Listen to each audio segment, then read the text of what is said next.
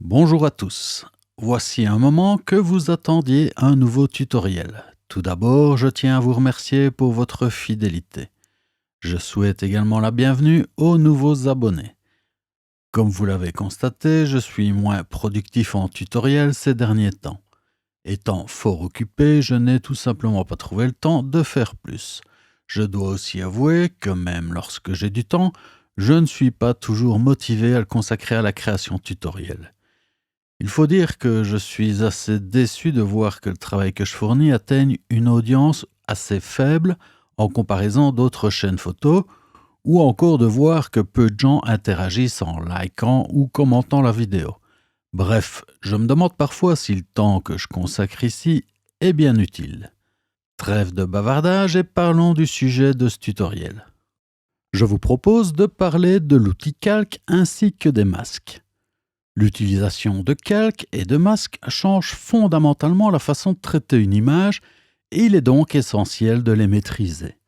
On peut d'ailleurs remarquer que le principal reproche fait à Lightroom, l'autre célèbre logiciel de traitement d'images, a toujours été le fait qu'il ne proposait pas de travailler à l'aide de calques. Chose qui a changé depuis quelque temps car il commence enfin, diront certains, à intégrer une fonctionnalité qui y ressemble. Et ceci pour une bonne raison. Travailler à l'aide de calques apporte un plus indéniable lorsqu'il s'agit de traiter des images. Concernant les calques et les masques, sachez que Capture One propose de nombreux outils. Dans ce tutoriel, nous allons voir en détail de quoi il retourne. Et comme vous devez en avoir l'habitude si vous me suivez depuis un moment, j'essaye toujours d'être le plus complet possible dans mes explications. Mais plutôt que de vous faire une longue vidéo, cette fois-ci j'ai décidé de scinder le tutoriel en plusieurs parties afin de le rendre plus digeste. En effet, la matière à voir est tellement conséquente qu'il vaut mieux procéder ainsi. Dans cette première partie, je vous présente l'outil Calque, j'explique ce qu'est un calque et ce qu'est un masque.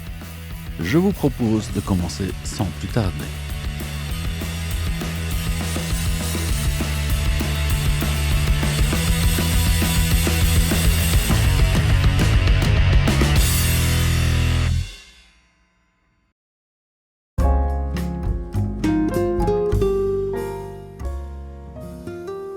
L'outil Calque se trouve par défaut sous l'onglet Ajuster de la zone outils. Si vous avez regardé mes autres tutoriels sur Capture One ou si vous n'avez pas fait la mise à jour de Capture One, vous remarquerez que les icônes et les noms des onglets de la zone outils ont changé. Si cette nouvelle présentation de la zone outils ne vous plaît pas, n'oubliez pas que vous pouvez tout configurer à votre goût. Je ne reviens pas là-dessus. Juste pour info, l'outil Calque se trouvait auparavant par défaut dans l'onglet Couleurs, dans l'onglet Détails et dans l'onglet Exposition. L'outil Calque regroupe les différents calques présents sur votre image et permet de gérer ceux-ci. C'est donc ici que vous allez créer ou supprimer des calques. Pour créer un nouveau calque, il vous suffit de cliquer sur le pictogramme plus. Pour supprimer un calque, vous le sélectionnez en cliquant dessus et vous cliquez sur le pictogramme moins. Chaque fois que je crée un nouveau calque, vous voyez qu'il apparaît au-dessus du suivant. Voyez aussi qu'il se nomme par défaut calque de réglage 1, 2, 3, etc. Et comme vous le constatez, dès que j'arrive à 16 calques et que je veux en créer un autre, Capture One m'indique que j'ai atteint le nombre maximum de calques possible qui est de 16. Ce qui, je vous rassure de suite, est largement suffisant. Si vous vous demandez pourquoi on est limité à 16 calques, la réponse est qu'il s'agit simplement d'une limite jugée nécessaire pour ne pas risquer de dégrader les performances du logiciel. Lorsqu'il y a de nombreux calques, comme ici, il peut être intéressant de modifier la taille de la zone où apparaissent ces calques. Vous effectuez cette opération via le menu 3 petits points et 3 tailles sont disponibles. Petite, large et moyenne. Je vais de mon côté choisir taille moyenne. Je vais maintenant supprimer tous les calques à l'aide du pictogramme moins. Voyez qu'à chaque fois que je supprime un calque, le calque suivant sélectionné automatiquement et le calque de réglage se trouvant tout en haut de la liste. Même si je décide de supprimer par exemple le calque 4, Remarquez qu'une fois supprimé, le calque sélectionné suivant est le calque tout en haut de la liste. Voyez également qu'une fois que j'ai supprimé tous mes calques, il ne me reste plus qu'un seul calque nommé fond que je ne peux pas supprimer. Retenez que fond, c'est l'image que Capture One a produit lors du dématrissage, plus les éventuels réglages que vous lui avez appliqués. On ne peut donc pas la supprimer. Je peux par contre ajouter des calques par-dessus. Voilà pour la présentation.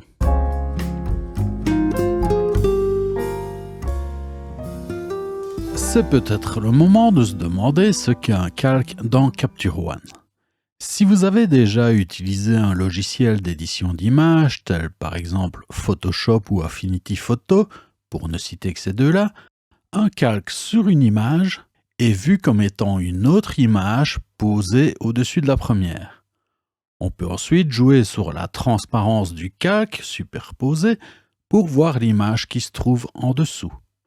Sous Capture One, lorsque vous ajoutez un calque, vous créez un nouveau calque nommé par défaut calque de réglage 1. Un pictogramme en forme de glissière à droite du nom vous indique par ailleurs qu'il s'agit bien d'un calque de réglage. Et il porte bien son nom. En effet, vous devez voir cela non pas comme une image que vous superposez à votre calque singulier nommé fond, mais bien comme un ensemble de réglages que vous souhaitez superposer à ce calque. Notez que si plusieurs calques sont présents, les réglages de tous les calques vont se cumuler et s'appliquer sur ceux du calque fond. Il en résulte une image qui prend en compte tous les réglages effectués dans les différents calques. Pourtant, comme vous le voyez, le calque que j'ai créé ne modifie en rien mon image. C'est normal, me direz-vous, puisque je n'ai effectué aucun réglage sur ce nouveau calque. À ce stade, vous vous demandez sans doute quels sont les réglages que l'on peut effectuer sur un calque. Pour le savoir, il suffit de sélectionner un calque et de regarder les différents outils que Capture One met à votre disposition. Observez les petits pinceaux qui apparaissent à droite des outils lorsque je passe du calque fond à mon calque de réglage. Cela signifie que si je modifie les réglages de ces outils, ils feront partie du calque sélectionné. A contrario, si un outil ne dispose pas de ce petit pinceau, comme par exemple l'outil vignettage, les réglages de cet outil ne peuvent pas faire partie d'un calque de réglage. Retenez que lorsqu'il n'y a pas de petit pinceau, les réglages sont directement appliqués sur le calque de base nommé fond et pas sur le calque sélectionné. Faites bien attention à cela. Ici, je vois que j'ai un pinceau à côté de l'outil exposition. De nouveau, retenez que cela indique que si je modifie les paramètres de cet outil, ils feront partie du calque sélectionné dans la fenêtre de calque et s'appliqueront sur l'image fond. Ici, comme vous le voyez, le calque réglage 1 est surligné, ce qui signifie qu'il est sélectionné. Notez que dans la barre outils de ma visionneuse, je vois également ce qui est sélectionné. Et je peux d'ailleurs sélectionner ici via la liste déroulante le calque sur lequel je souhaite travailler ou encore le calque fond. Comme je souhaite appliquer mon réglage sur le calque 1, je m'assure d'être sur celui-ci en le sélectionnant via cette liste déroulante ou dans l'outil calque. À présent, je vais baisser l'exposition à -4 pour ce calque et comme vous le voyez, rien ne se passe. Pourquoi ? Eh bien, lorsque je crée un calque en cliquant sur plus, Capture One me crée par défaut un calque de réglage vierge, c'est-à-dire un calque qui n'est associé à aucun masque. Or, retenez bien que sans masque, aucun de mes réglages n'est appliqué.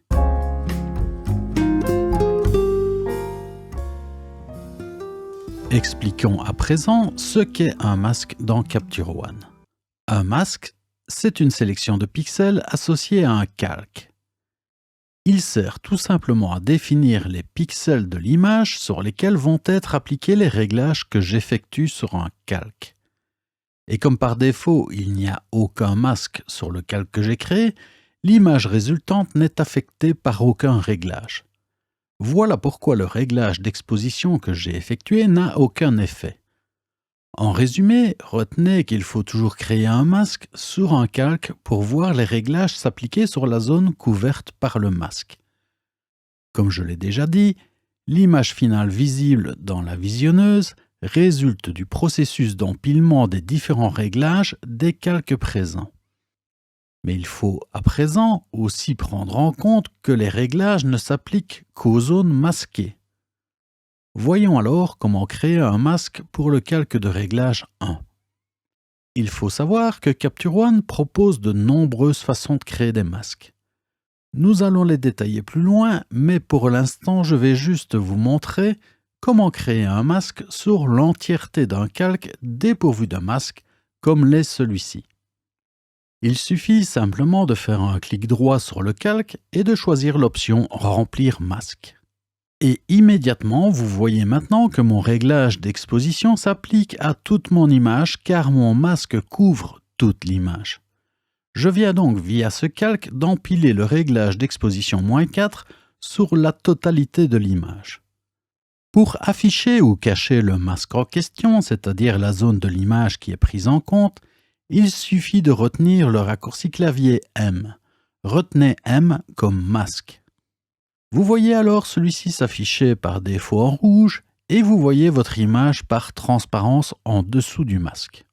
Notez que vous pouvez changer la couleur du masque et son opacité dans les préférences. Dans l'onglet Apparence, je peux ici choisir la couleur du masque.